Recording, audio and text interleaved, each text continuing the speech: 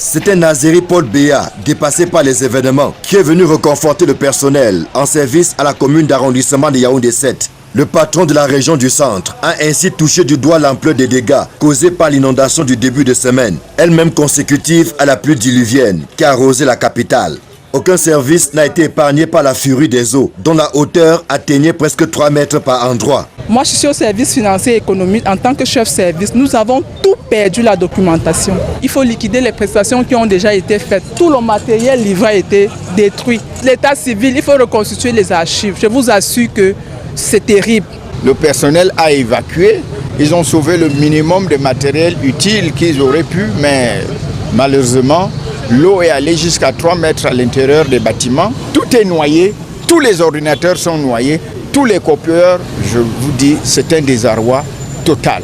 Depuis lors, la mairie est fermée et les regards sont tournés vers les pouvoirs publics pour une solution urgente. La réouverture des services étant conditionnée par la mise en place des minimums de commodité. Nous sommes en train de construire nos locaux, notre mairie, certainement une des plus belles du Cameroun, je suis fier de le dire. Mais en attendant le déménagement, nous avons ce problème à gérer et nous avons énormément de difficultés. Je voudrais rappeler que l'arrondissement de Yaoundé 7 est sinistré parce que se retrouve dans un bas-fond. Nous avons fait des appels, des interpellations au pouvoir public. Je crois que ça traîne, on n'arrive pas à réagir.